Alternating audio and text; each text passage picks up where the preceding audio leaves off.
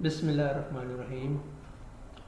Dear student, in this video lecture, we will discuss our short true-false statement, and you know that I have here a solved copy of true-false statement in the form of notes. Let's start our this section that is called true false statement, section B. Dear student, first statement हम देखते हैं तो यहाँ पे हमें इस तरह नज़र आता है, the body need only one type of food to keep it working properly. First of all, reading the statement, जब आप रीड कर लेते हैं स्टेटमेंट को तो आपने फैसला करना होता है कि स्टेटमेंट फॉल है या ट्रू है।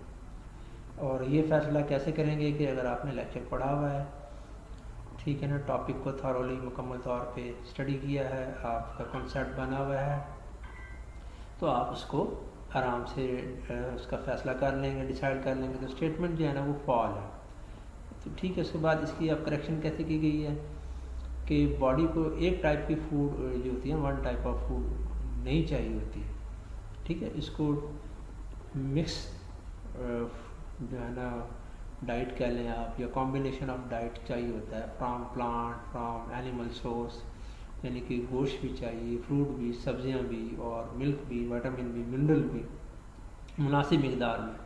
तो ये जो वन टाइप ऑफ जो है ना, ओनली वन टाइप, इसकी वजह से सेंटेंस जो है ना वो क्या हो रहा है, ये गलत हो रहा है। तो हमने क्या करना है कि आइडेंटिफाई करना है। ये देखिए मैंने इसको अंडरलाइन किया हुआ, इसको आइडेंटिफाई कर लिया। उसके बाद हमने क्या करना है कि इसको हम डिलीट करके जब इसको रीराइट करेंगे तो हम यहाँ पे बैलेंस जो है ना इसको लिख लेंगे। तो इस तरह जो है ना करेक्शन हो जाएगी स्टेटमेंट में, और हम सिर्फ एक वर्ड जो है ना इंसर्ट करने से, करेक्ट वर्ड करने से अपने फॉल्स स्टेटमेंट को क्या कर लेंगे, ठीक कर लेंगे। अब हमारे सामने क्वेश्चन जो है ना वो 2 है statement, enzyme break down large food molecule into small molecule. ये स्टेटमेंट ट्रू है जी, बिल्कुल ठीक है, क्योंकि एंजाइम का काम यही होता है कि बड़े जो मॉलिक्यूल होते हैं ना, chemical molecule, carbohydrate, protein, lipids, nucleic acid, इनको ब्रेक डाउन करते हैं और स्मॉलर मॉलिक्यूल में कन्वर्ट करते हैं। इस तरीके से एंजाइम जो होते हैं वो डाइजेशन ऑफ फूड में हेल्प कर रहे होते हैं। तो ये तो बिल्कुल ठीक स्टेटमेंट है। अब 3 पे आ जाए, anaerobic respiration release large amount of energy. ठीक है जी, ये स्टेटमेंट अगर आप पढ़ें तो ये स्टेटमेंट फॉल है। किस वजह से फॉल है? एनाएरोबिक वर्ड की वजह से। Anaerobic respiration release large amount of energy. असल में एरोबिक जो रेस्पिरेशन होता है वो large amount of energy release करता है, जिसमें ऑक्सीजन चाहिए होती है। तो हम क्या करेंगे, यहाँ एरोबिक कर देंगे, ठीक है। एनाएरोबिक में से एन को डिलीट कर देंगे। ओके स्टूडेंट, एक तो ये तरीकाकार है कि आपने इस वर्ड को क्या किया, आइडेंटिफाई किया कि इसकी वजह से ये गलत हो रहा है। हमने जो है ना रेस्पिरेशन की सही जो टाइप है एरोबिक वो यहाँ पे इंसर्ट करनी है, तो ये स्टेटमेंट जो है ना ये ठीक हो जाएगा। दूसरा तरीका ये है कि आप इसको रहने दें एनाएरोबिक को, और इस लफ्ज़ पे आ जाए लार्ज। एनाएरोबिक रेस्पिरेशन में लेस अमाउंट ऑफ या small amount of energy release होती है। तो आप इसको क्या करें कि एनाएरोबिक को यहीं रहने दें, लार्ज की जगह स्मॉल कर सकते हैं, तो जुमला ठीक हो जाएगा।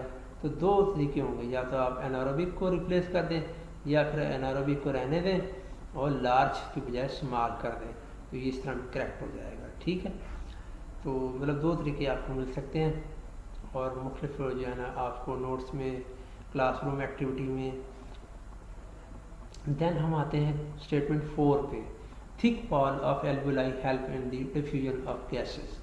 इस स्टेटमेंट में क्या हो रहा है, स्टेटमेंट में जो है ना ये स्टेटमेंट तो पहले देखें फॉल्स हो गया। क्यों कि एल्वुलाई जो होती है ना लंग्स में, उनकी जो वॉल होती है वो थिन होती है। सिंगल सेल की जो होती है ना थिननेस, उसके बराबर की वॉल की थिननेस होती है, मोटाई होती है आप कह लें, यानी इंतहाई ये जो है ना पतली दीवारें होती हैं इनकी एल्वुलाई की, वो इसलिए ताकि जो है डिफ्यूज़न जो है अब गैसेस का आराम से हो जाए, कार्बन डाइऑक्साइड का और ऑक्सीजन का। तो इसलिए हम इसमें जो लफ्ज़ इस जुमले को गलत कर रहा है, जिसकी वजह से ये जुमला गलत हो रहा है, वो है थिक। तो हमने जो थिक वर्ड है इसको आइडेंटिफाई किया और इसका अपोजिट जो है ना थिन, वो हमने यहाँ पे इंसर्ट कर दिया, स्टेटमेंट हो जाएगा ठीक। तो इसकी सिर्फ जो है ना एक ही चॉइस थी, एक ही वर्ड था, जिसकी वजह से हमने इसको ठीक कर दिया। अलबत्ता 3 में मैंने कहा था कि 2 हैं, या तो एनारोबिक को एरोबिक से रिप्लेस कर दें, या फिर जो है ना आप लार्ज की बजाय स्मॉल लिख दें और ये रहने दें एनारोबिक इसी में। तो अब हम आते हैं स्टेटमेंट 5 की तरफ।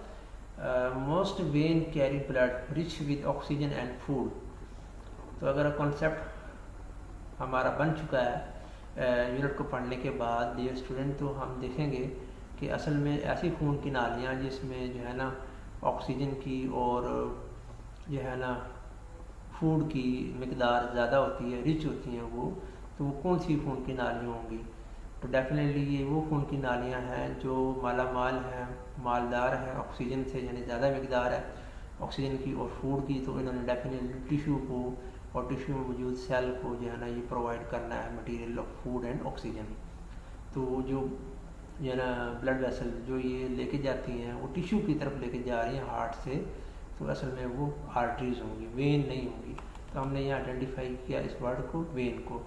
वेन की वजह से स्टेटमेंट फॉलो हुआ था, और हम जब करेक्ट करेंगे तो वेन का जो है ना अपोजिट वर्ड और सही मुनासिब वर्ड जो है वो आर्टरीज है। ये यहाँ जो हम कहते हैं इसको रिप्लेस। तो इस तरह जो है ना ये सेंटेंस हमारा करेक्ट हो जाएगा।